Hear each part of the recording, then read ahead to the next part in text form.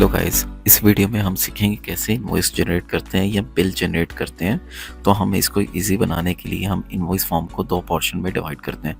First portion जिसमें हम cash के बिल जनरेट करते हैं, जो कि मोस्टली वॉकिंग कस्टमर के होते हैं या किसी भी चलता फिरता कोई भी आपका कोई कस्टमर आया आपके पास और उसने बिल जनरेट करवाया आपसे आपसे चीज़ें परचेज़ की और आपने उससे कैश पे परचेज़ कर लिया।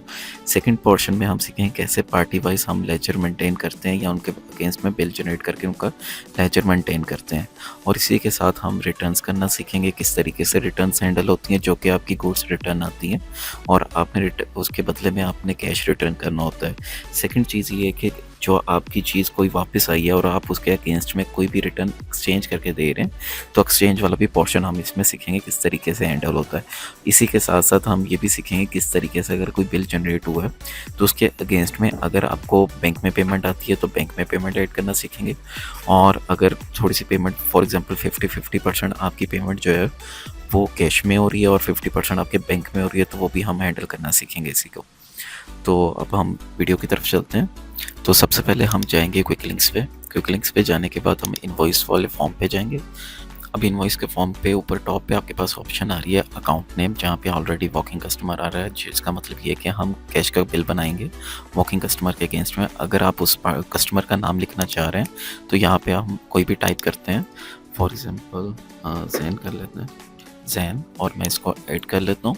और इसी के साथ में अगर बिल्टी या पांडी ऐड करना चाह रहे हैं तो वो भी आप यहाँ पे कोई भी ऐड कर सकते हैं, जैसे कि मैं कुछ भी ऐड कर रहा हूँ। और इसी तरीके से पांडी में मैं ऐड कर देता हूँ, जैसे कि मेरा पांडी है अली। और इसी के साथ अगर मैं इसका सेल फोन नंबर लिखना चाहूँ तो मैं सेल फोन नंबर यहाँ पे टाइप कर सकता हूँ, लिख सकता हूँ। और इसी के साथ अब हम आइटम सेलेक्ट करते हैं। अब मैं ये फॉर एग्जांपल ये आइटम सेलेक्ट कर रहा हूँ A3-11। अभी 78 इसके पीसीस है, मैं इसको सिलेक्ट करता हूँ और मैं एक यूनिट सोल्ड कर रहा हूँ। एंटर, इस पे मैंने कोई डिस्काउंट नहीं दिया। इसी के साथ अगर मैं नेक्स्ट आइटम सेलेक्ट करता हूँ AA5-251, मैं ये सिलेक्ट करता हूँ। अब मैं इसके ऊपर डिस्काउंट देता हूँ। फॉर एग्जांपल मैं इसके ऊपर परसेंटेज में डिस्काउंट देना चाह रहा हूँ, तो मैं यहाँ पे परसेंटेज सेलेक्ट करूँगा। करने के बाद मैं डिस्काउंट में आऊँगा तो डिस्काउंट पे यहाँ पे मैं फॉर एग्जांपल 5 लिखूँगा, तो इसका मतलब ये है कि मैं 5% डिस्काउंट दे रहा हूँ। एंटर प्रेस करूँगा तो यहाँ पे इसने 5% डिस्काउंट के मुताबिक इसकी जो प्राइस बनती थी वो यहाँ पे ऐड कर दी। इसके बाद मैं अगेन एक और आइटम ऐड करता हूँ B2। और अब मैं कह चाहता हूँ कि इसको मैं प्राइस में देना चाहूँ, तो यहाँ से मैं इसका डिस्काउंट टाइप चेंज करता हूँ। और डिस्काउंट टाइप चेंज करने के बाद मैं रेट यही सिलेक्ट करता हूँ। अब मैं कहता हूँ कि मैं 100 रुपीज़ इसमें ऑफ कर रहा हूँ। एंटर।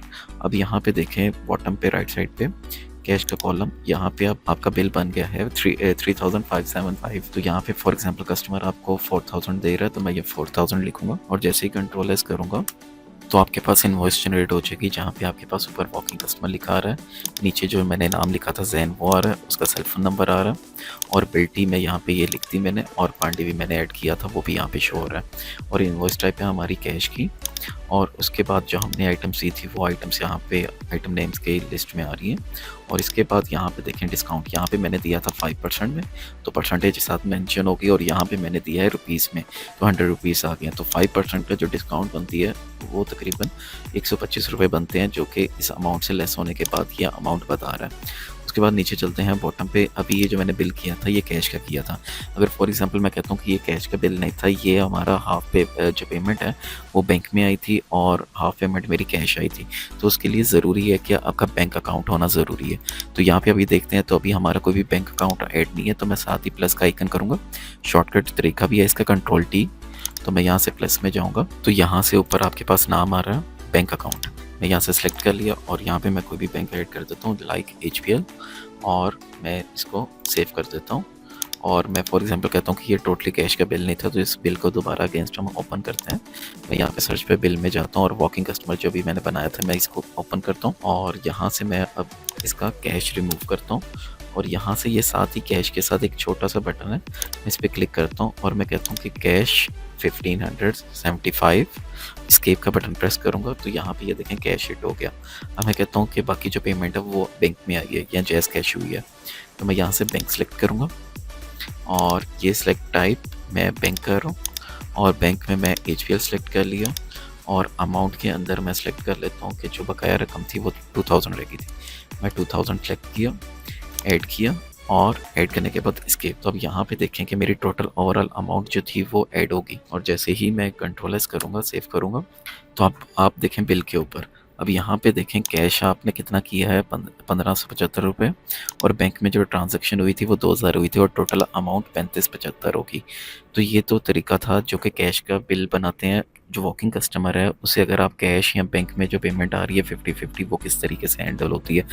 अब हम चलते हैं पार्टी वाइज। तो मैं पार्टी का कोई भी अकाउंट ऐड नहीं है, तो मैं कोई भी अगर ऐड करना हो पार्टी का तो मैं यहाँ से ऐड करता हूँ और डेटर ही सिलेक्ट करेंगे, और यहाँ पे मैं कहता हूँ कोई भी मेरी पार्टी है, अली जफर कस्टमर लिख देता हूँ आगे।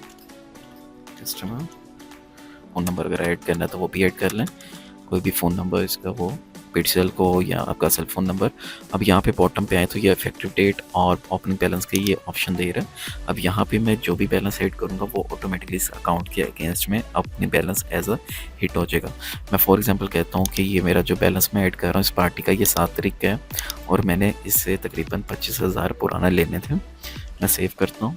सेव करने के बाद मैं इस पार्टी को सिलेक्ट करता हूँ, अली जफ़र कस्टमर, और जैसे मैंने अकाउंट सेलेक्ट किया देखिए हम बॉटम पे इसका प्रीवियस बैलेंस आ रहा है जो कि मैंने अभी 25,000 ऐड किया था, और यहाँ पे ये बता रहा है कि इससे हमने लेना है।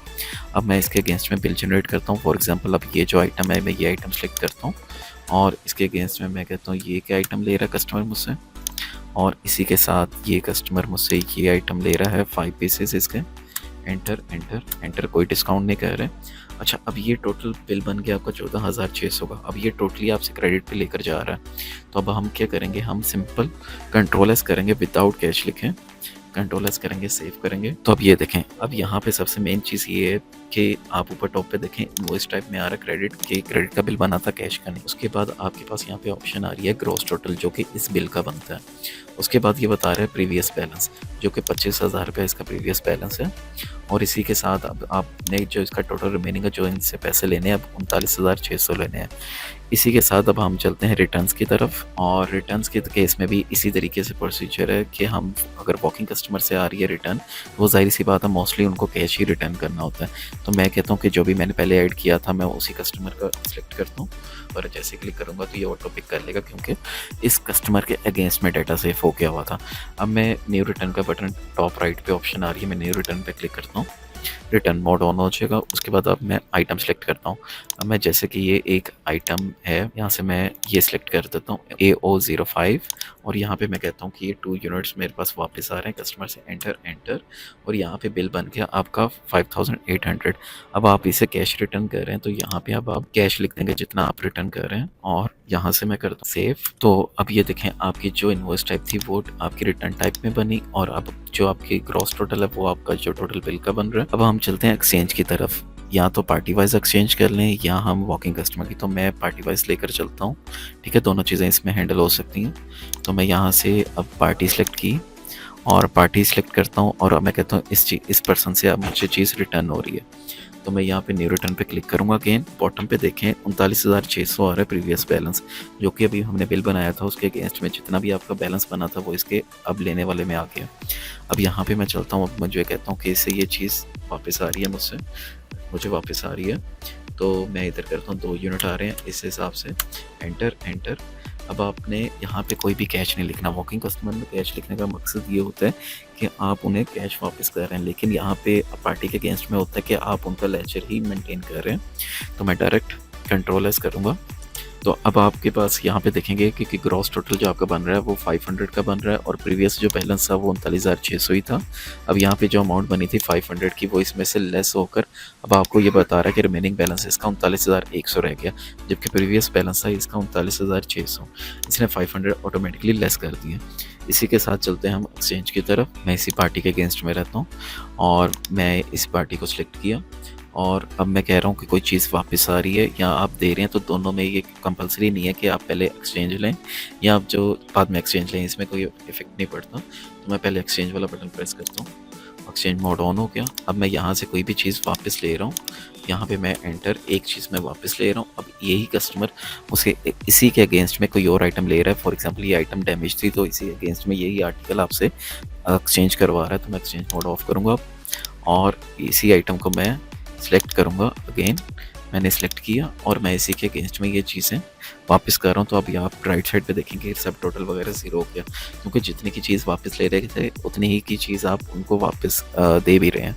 मैं जैसे कंट्रोल एस करूँगा, सेव करूँगा, तो अब यहाँ पे आपके पास बता रहा है कि आपका जो इस पार्टी के अगेंस्ट में था जो आइटम आप इससे बेचिए, और नीचे आपके पास आ रहा है रिटर्न आइटम, जो अब आप चीज़ वापस ले रहे हैं। अब जो इसका बैलेंस है वो वहीं पे ही रहा है, क्योंकि आपने ना तो कोई बैलेंस उनकी तरफ हुआ ना हमारे एंड पे हुआ, इसी वजह से आपका जो बैलेंस है वो वहीं पे स्टेबल ही रहा।